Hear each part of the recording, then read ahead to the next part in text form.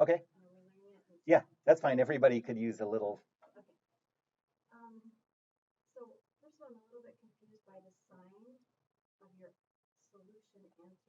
Mhm. Do you have that with you? I guess I don't have the question in front of me. The sign on number 4. Oh, okay. So this is the one that says, so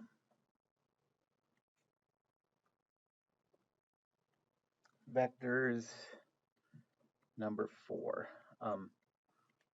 And it says, what are the 2 unit vectors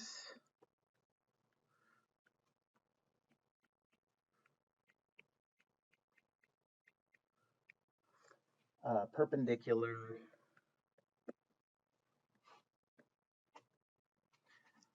to the vector 1, 2, 3, and 5, 2, 1. Okay. And this is, it's not a physics question. I think, most people in physics 1, they're sort of taught to do everything kind of component by component. It's sort of, you're not really focusing on the fact that these things are vectors a lot of times and they have direction and stuff. But I'm going to do more of that, like where we're thinking of these vectors in space and thinking of what's perpendicular to those and parallel to them and whatever. So the way it works is, I'm not going to try to draw these 2 3D vectors, but if you think of any 2 vectors, okay, so let's think of those 2 vectors. It's sort of hard to visualize what plane they're in, but there's you wondering if there's like turpentine on your binder? That's in this room. I don't know what it is. I'm sure we're all being poisoned. Yeah. So any 2 vectors, pick any 2 vectors, put them tail to tail. They live in a single plane. Okay, 2 vectors define a plane. Okay, are you with me on that? And so if find the plane that these 2 live in. So let's say it's this.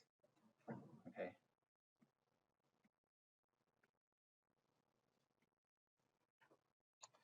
Then there are going to be 2 vectors perpendicular to that plane.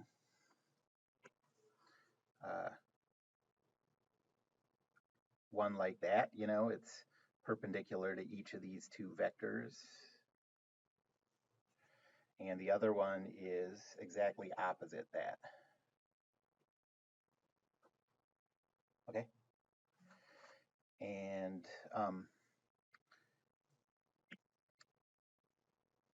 so the cross product is the easiest way to find vectors that are perpendicular to both of 2 other vectors.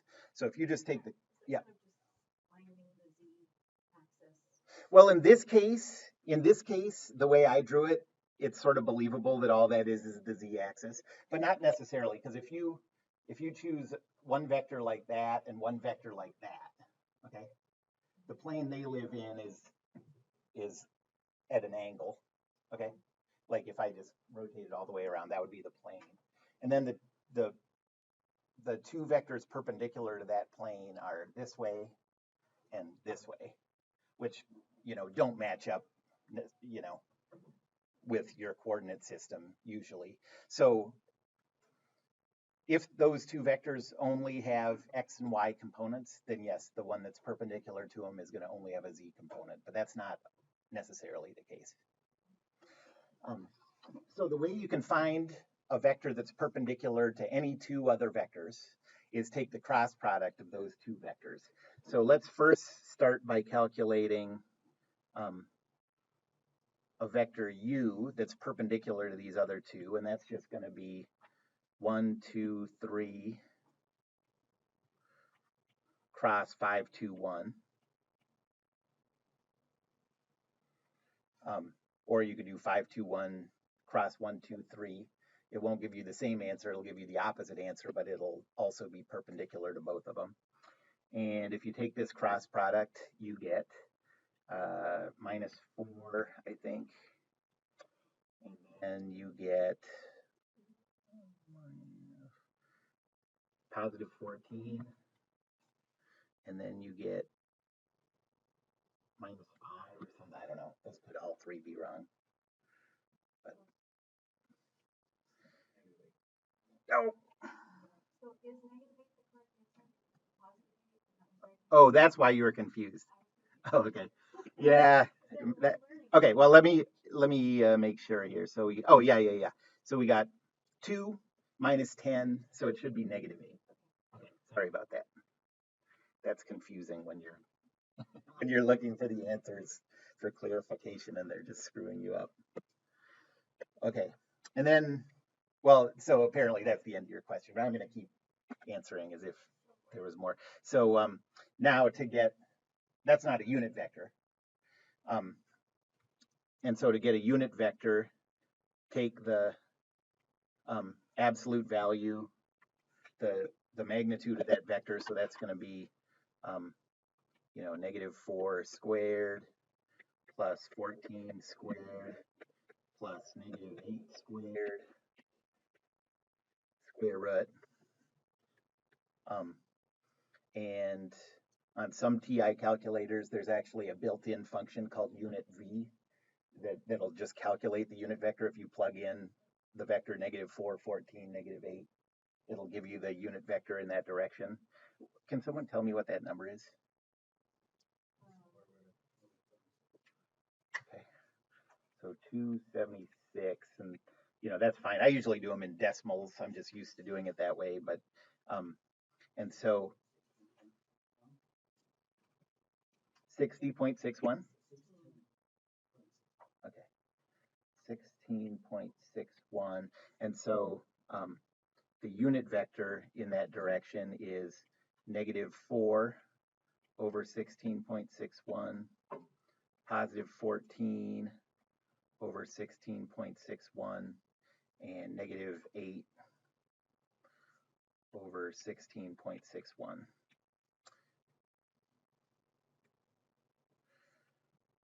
And if you calculated the magnitude of that vector, what would you get? 1. Yep, it's a unit vector. That's what a unit vector means. It has a length of 1. If you use this, the magnitude formula again with these values, what would be the magnitude of this U fancy hat? It would be, so if you took -4 over 16.61 squared plus 14 over 16.61 squared plus -8 over 16.61 squared, took the square root of that, it would give you 1 as a magnitude. Because that's what a unit vector means. It's a vector that has a direction, but the magnitude is 1. The length is 1. Okay.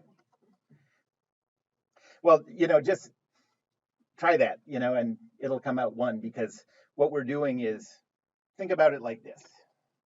Okay, you have a vector that is, and I again, it's not just for you. I think everyone can use some clarification on this stuff. Okay, so yes, so say we have a vector u, this vector u, -4, 14, -8, and that's this. Okay, now we figure out what the length of that is. Okay, just measure the length of it with a tape measure, and you get an answer of 16.61 for the length. Now divide that vector by 16.61, and you get a vector that's the same direction, but has a length of 1. So that's what you're doing when you calculate a unit vector. It keeps the same direction, but you're either chopping the length down to 1, or if it's smaller than 1, you're extending the length to have a length of 1. The reason it's useful is a vector has 2 properties. It has a magnitude and a direction, and the unit vector separates those 2 things. Now you have a vector that doesn't have a length. If you're going to multiply it to other stuff, it has a length of 1. So it'll take on the length of whatever you multiply it by, but it has its own direction.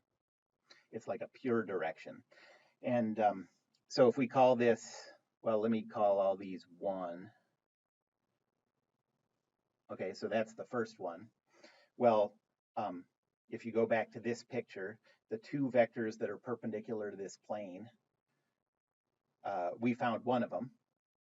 The other one is just the opposite. So multiply it by -1. That just changes the signs of all the components.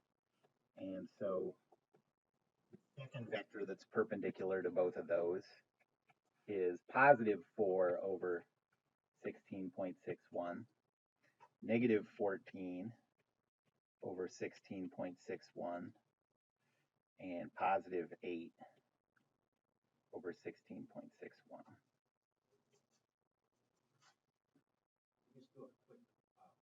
Yeah. Oh, yeah. Well, really, I would say in this class, just do it in your calculator. And if your calculator doesn't have it built in, then come talk to me and we'll just program it in. But the way you do cross product, um, yeah, that's a good answer. Look up a video on YouTube, but I can tell you how I think the way most people do it intuitively by hand, and there's really no reason particularly to do it by hand, but they write a matrix like I. Do you remember a determinant? Yeah, so I, J, K, and then you write the components of the first vector. So 1, 2, 3, and then 5, 2, 1, and take the determinant of that vector. Determinant of that matrix, and it'll give you the cross product.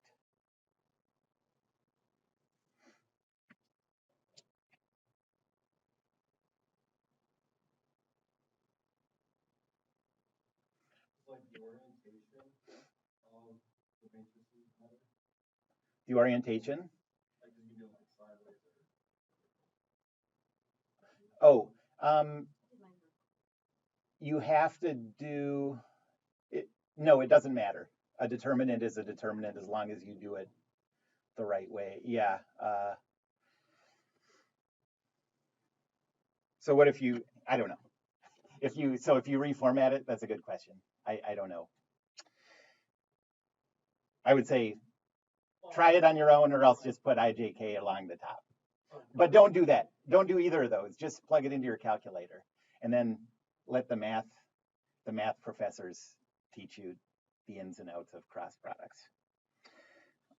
Okay. Any other questions about that one? Any other vector questions? Yeah. Yeah, in your solutions, there was more than one. I just want to make sure. So if in your solutions you said they're opposite is, and then those signs again confuse me. I just want to make sure. Okay. Yeah, it sounds like it is. I mean, all you do to switch the direction of a vector to its exact opposite is switch all three signs. Because you're multiplying the vector by -1. Thanks. Oh, yeah. Okay. 12. That's right.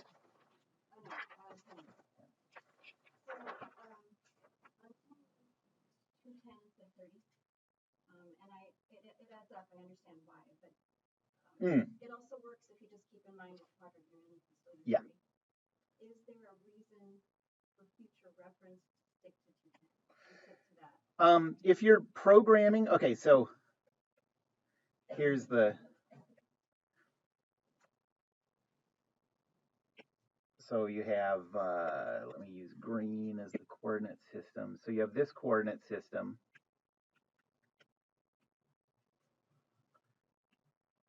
And you have a vector like this, and we know that it has a length of 5, and the angle here is 30 degrees.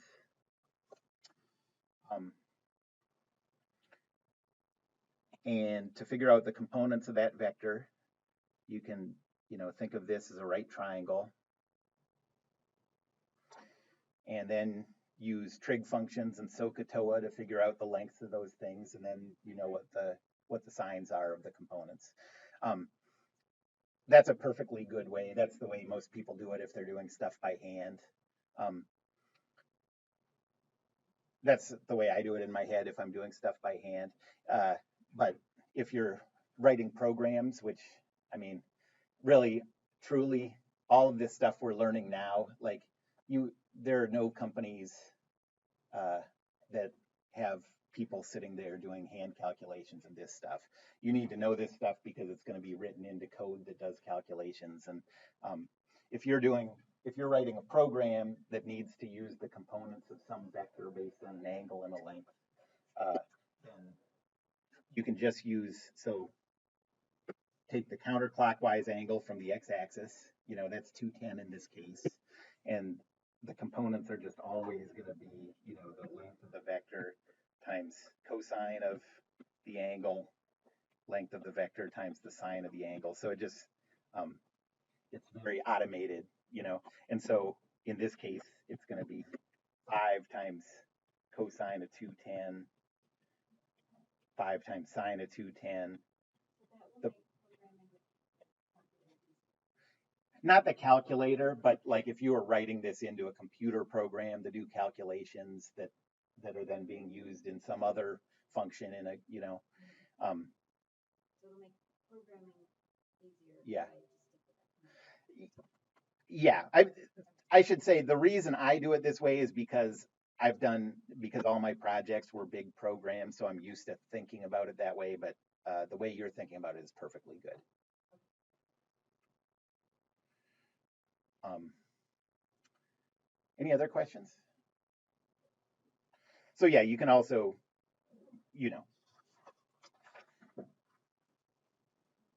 okay.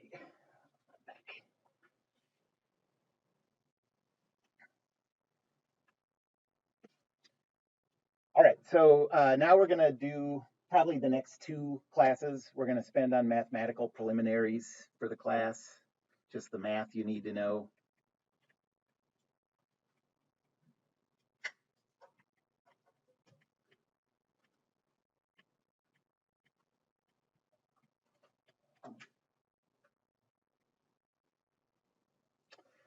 Um,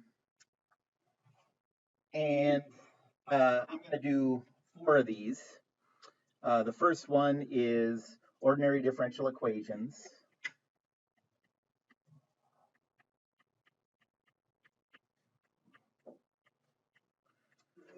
And for those of you who have or are taking differential equations is the class gives you like 40 or something ways to solve different equations. It's all about like classifying equations and finding the right approach for that type. Um, we are only going to deal with the most important one for you to be comfortable with. I really think it's probably the only in mechanics classes in the future, at least through undergrad. Um, if you're ever expected to be able to solve a differential equation without them giving you like some background review of, of what to do, this is the only approach that they would expect you to know, separation of variables. So,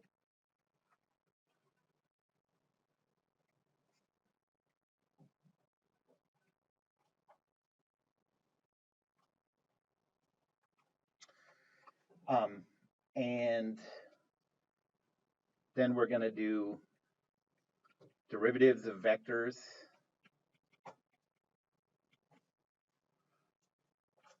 in non-rotating coordinate systems. Um,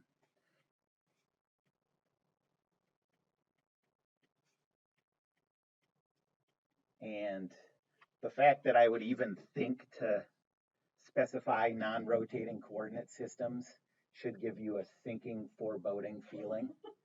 And that feeling is totally like justified. Because later on, we're going to deal with how you do these calculations when the coordinate systems are rotating, which turns out to be, practically speaking, a very important topic. And then the product rule for vectors.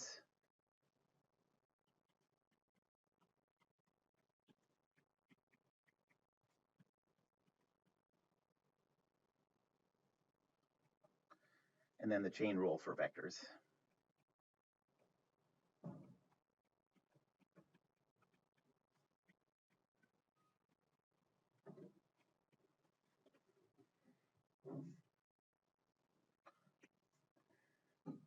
Um, the ordinary differential equations, this is going to be way more than half of the time we spend on this stuff, and then all the rest of these are short.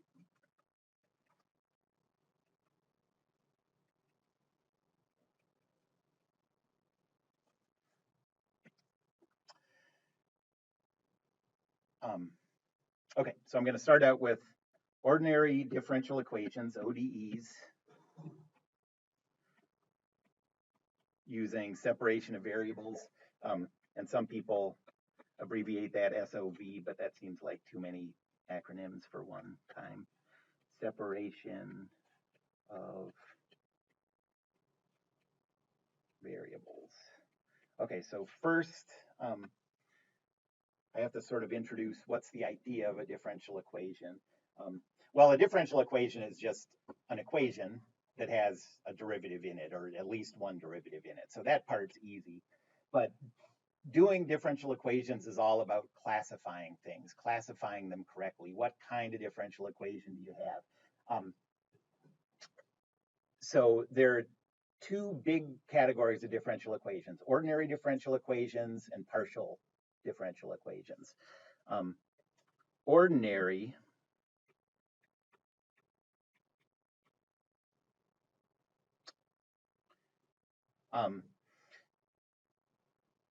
have only one independent variable,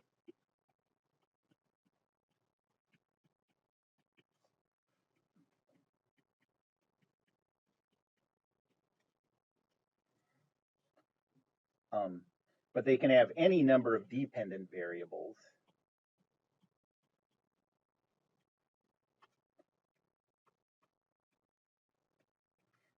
Although it's usually one of those, but doesn't have to be.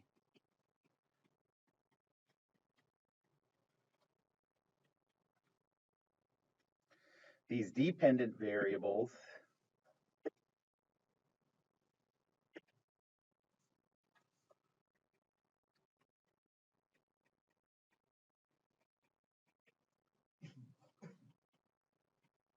are functions of the independent variable.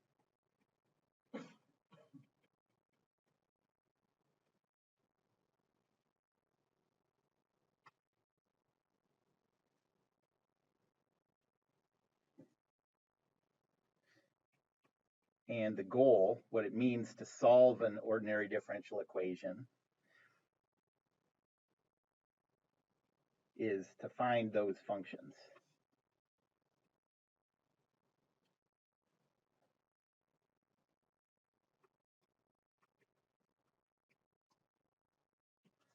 Okay, so for example,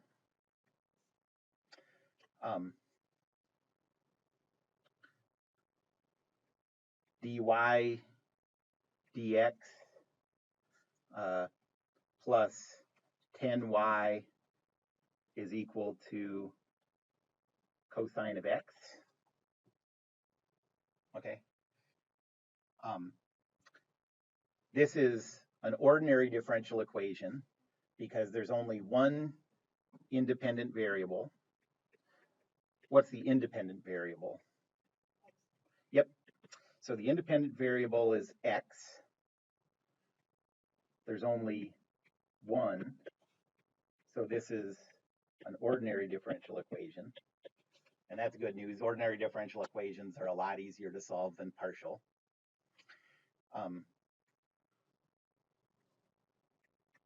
What is or are the dependent variables?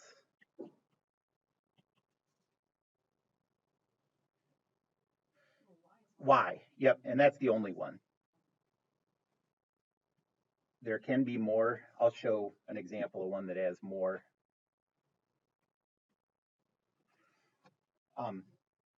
And for figuring that out, I mean, the easiest way to figure it out is just look at the derivatives. You know, what's the variable on top? That's the dependent variable. What's the variable on the bottom? That's the independent variable. Okay.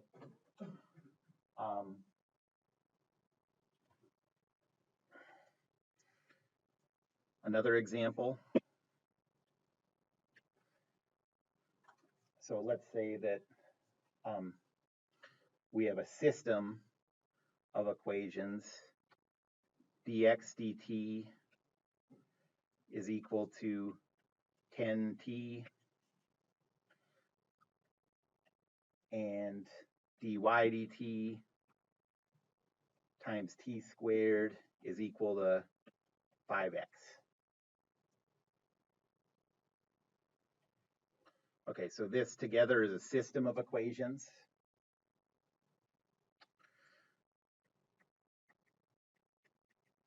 What's the independent variable? Yep. There's only one of them, so this is an ODE. And what about the dependent variables? Yep. X and Y. So solving, solving this first one, if you can squeeze it in here, I forgot to write this. To solve this, we want to find the function y of x. Okay. To solve this one,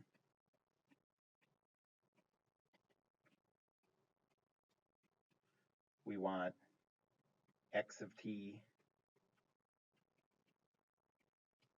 and y of t.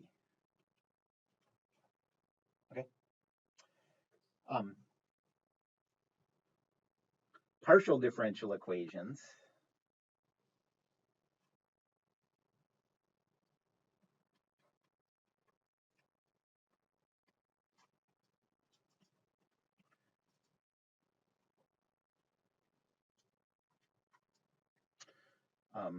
These are hard. And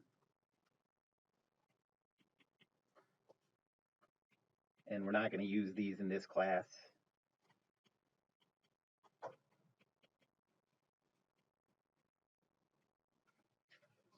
But for example, let's say you have the equation,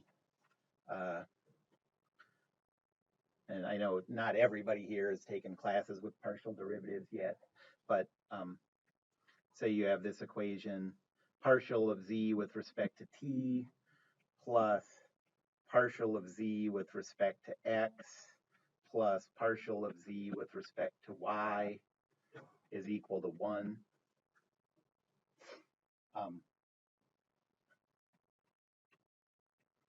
Well, the first way you can identify that it's a partial differential equation is that these are partial derivatives. But what that means is the independent variables, now we have more than one. We have, in this case, t, x, and y. Okay, so that means more than one independent variable. And the dependent variable is z. And solving this means finding the function z of t and x and y. But so you don't have to worry about this, except that you have to be able to recognize that if you see something like this, this isn't something that we're gonna, like the stuff I'm gonna talk about solving doesn't deal with that kind of stuff. It only deals with the case where you have one independent variable. That's important for dynamics because in dynamics, the only independent variable in everything we're gonna do is time. Okay, we're gonna talk about how things move over time. So usually the functions that we'll be looking for, the dependent variables will be like x, y, and z as functions of time. Okay. Okay, so let me do an, so to solve this, yeah, separation of variables.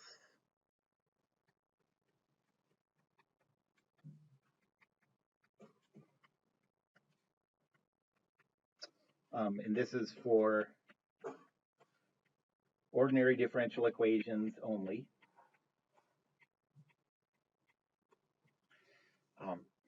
And there's all sorts of crazy stuff in differential equations, like the fact that there's this totally unrelated technique for partial differential equations that's also called separation of variables. But we won't deal with that now. So the idea is if you have a differential equation like dy ds, and these are dummy variables, these variables could have any names, but dy ds is equal to some known function of y times some known function of s.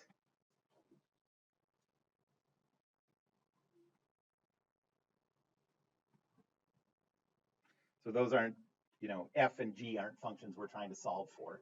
In this case, the function we're trying to solve for would be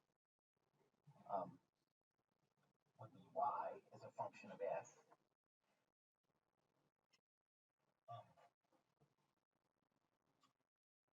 Then, okay, so let me write this out. The independent variable in this case is s. The dependent variable in this case is y, and it's a function of s. And the way to solve this is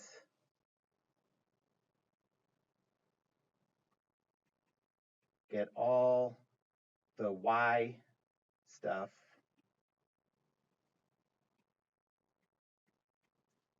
on the left side with dy and get all the s stuff on the right side with ds.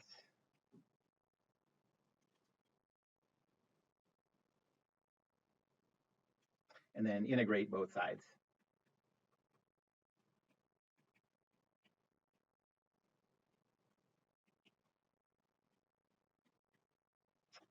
And so this looks like, so I'm going to multiply the ds to both sides to get that on the right side.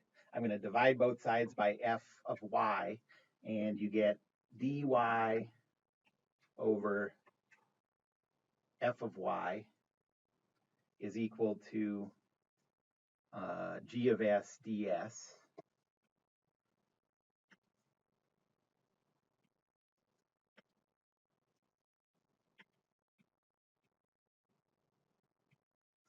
And now you can integrate both sides, and that'll let you solve for y as a function of s.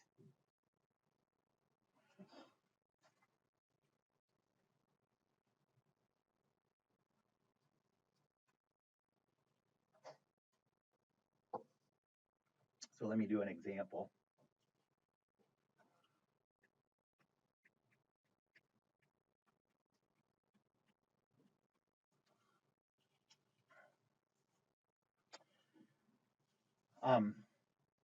So let's say that we're trying to solve for dy dt. We're trying to solve the equation dy dt is equal to y squared t squared.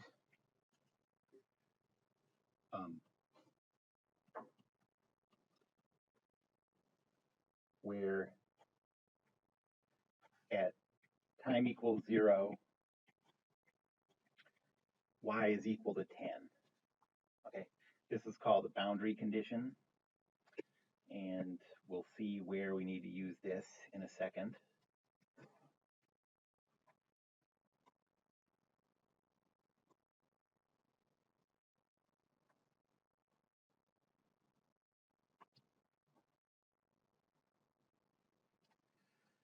Okay, so multiply both sides by y to the negative 2. So you get y to the negative 2 dy is equal to t squared dt.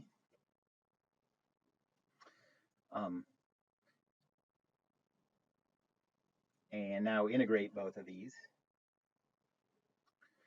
and you get that negative y to the negative 1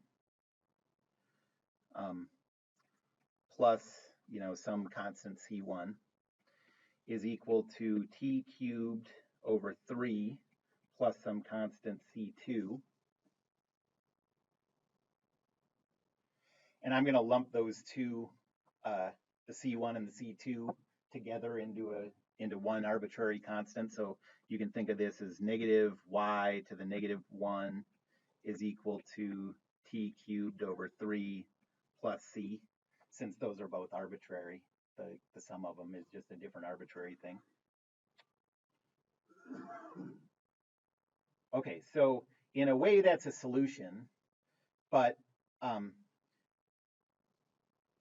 if you're trying to say that this function y that you want is the position of some object, okay, it's the height of some object at a given time, okay, well then that c is really important, if that c is 56,000 meters, you need a much longer rope to tie to this thing than if that's 0.2 meters. You know what I mean? That constant. And so now that's where we use the boundary condition to find that constant c.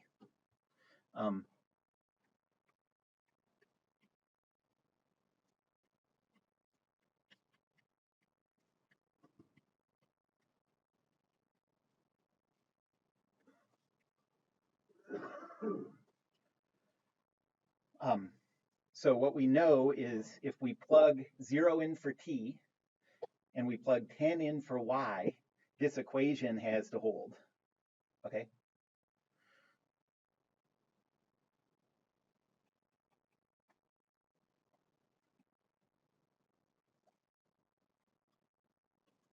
So for t equals 0 and y equals 10. So negative 10 to the negative 1 is equal to 0 cubed over 3 plus c. And so c is equal to negative 10 to the negative 1, which is negative 0.1. And so now we can plug that into this equation.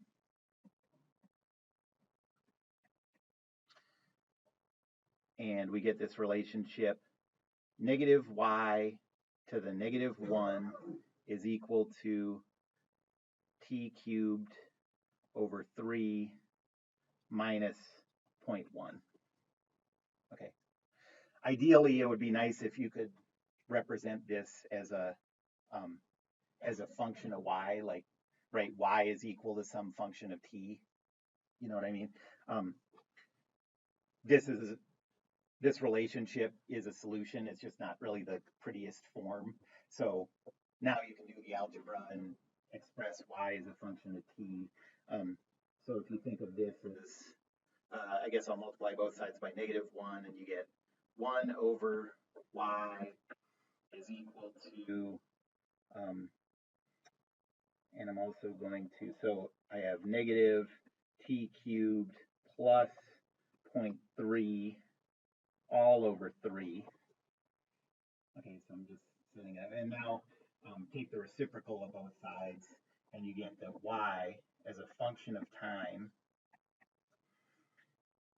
is equal to 3 over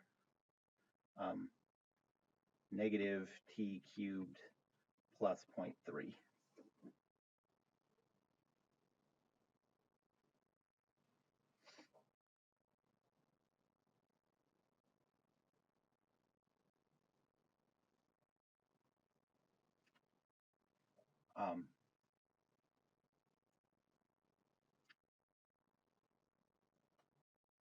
And so now you have what you want. If somebody tells you, like, at 41 seconds time 41 seconds, what's going to be the height of this object, you have that calculated right there. Okay. A few things to notice. Okay, the first one is Um,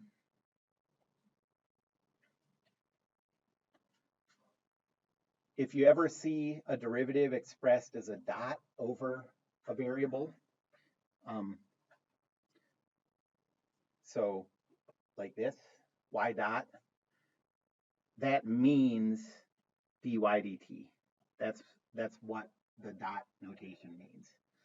If the yeah, yeah, and it's just time derivatives are so important that people ended up, using a shorthand for it. They come up so often. Um, if you have a variable, an independent variable other than time, and you want to use a shorthand, you use the prime. Okay, but this is for time. That's all that means. So this equation uh, in this class, more often this would be written as y dot is equal to 1 squared t squared. Okay. The second thing about the boundary conditions,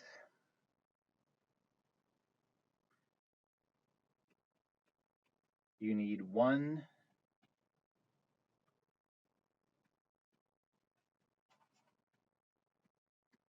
boundary. I know you already started writing, but that's not a good way to write this. The, the number of boundary conditions you need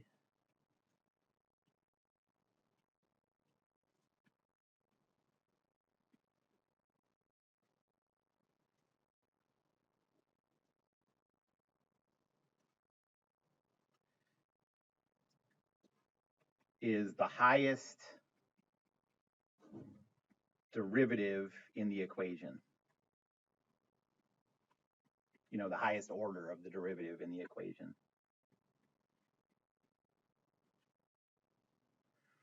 So for example, if you have the equation, the differential equation, x double dot times x is equal to cosine of x times t. That's a horrible, yeah, right. That's a horrible differential equation, first of all. But second, you need two boundary conditions because the highest order derivative is 2. Okay, that means you need two places where you know the time value and the x value. Or if you have higher order derivatives, in this case, one of those could be a time that you know at a given time what's x dot, 1 dot, the first derivative of x. And then the third thing, dang it, that was the third thing.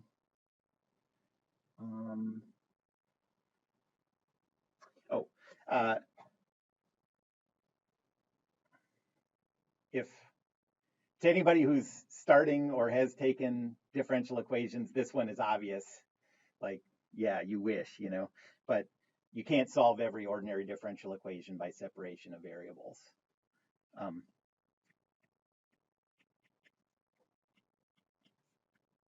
So you can't use separation of variables on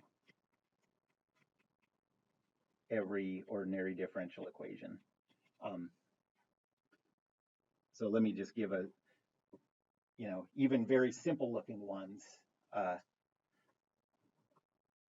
you can't always. So let's say that you had a differential equation, x dot plus x is equal to t. Okay, that's a pretty simple looking first order differential equation. But so first I'm going to rewrite this dot as dx dt plus x is equal to t. And now try to get one side with only x stuff on it and one side with only t stuff on it, and there's no way to do it.